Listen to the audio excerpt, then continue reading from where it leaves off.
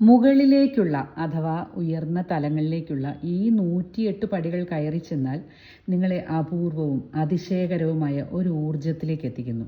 ഭേഡാഘട്ടിലെ ചൗസാത്ത് Yogini temple 81 യോഗിനികൾക്കായി വൃത്താകൃതിയിൽ നിർമ്മിച്ച ഏറ്റവും വലിയ യോഗിനി ക്ഷേത്രം. 125 അടി വ്യാസം. വൃത്താകാര യോഗിനി ക്ഷേത്രങ്ങളിൽ ഏറ്റവും വലുതും ശ്രദ്ധേയവുമായ ക്ഷേത്രം. വൃത്താകാരമായ മതിലിനുള്ളിൽ കൂടി യോഗിനികൾക്കായി ഒരു പ്രത്യേക വഴി. 84 ചതുരാകൃതിയിലുള്ള തൂണുകൾ, 81 ചെറിയ തുറന്ന അറകൾ, 3 വാതിലുകൾ, അതിനുള്ളിൽ മനോഹരമായ യോഗിനി ശില്പങ്ങൾ, മധ്യഭാഗത്ത് പിന്നീട് നിർമ്മിച്ച ശിവപാർവതിക്കായുള്ള ആരാധനാലയം.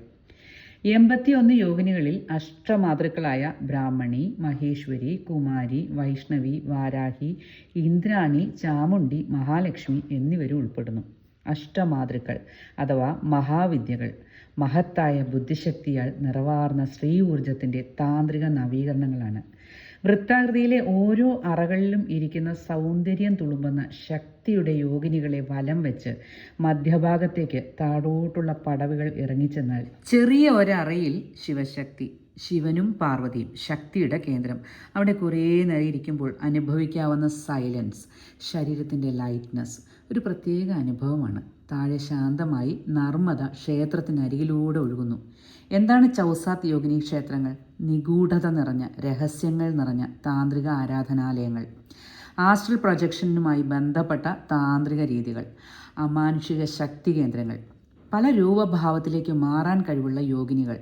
ഇവിടെ പ്രത്യേകമായി നടന്നിരുന്ന രഹസ്യ താന്ത്രിക കർമ്മങ്ങൾ. 9-ാം നൂറ്റാണ്ടിനും 12-ാം നൂറ്റാണ്ടിനും ഇടയിൽ വൃത്താകൃതിയിൽ നിർമ്മിക്കപ്പെട്ട ക്ഷേത്രങ്ങൾ. ഇന്ത്യൻ പാർലമെൻറ്റ് മന്ദിരത്തിൻ്റെ രൂപകൽപ്പനയ്ക്ക് പ്രചോദനമായത് മിറ്റാവാലിയിലെ ചൗസാത്ത് യോഗിനി ടെമ്പിൾ. ഡിസൈൻ ചെയ്തതാകട്ടെ 2 ബ്രിട്ടീഷ് വംശജർ. വളരെ അപൂർവമായിട്ടുള്ള യോഗിനി ക്ഷേത്രങ്ങൾ മധ്യപ്രദേശിലും യുപിയിലും ഒഡീഷയിലും തമിഴ്നാട്ടിലെ കാഞ്ചീപുരത്തും. അതിൽ എണ്ണത്തിൽ കൂടുതൽ മധ്യപ്രദേശിൽ.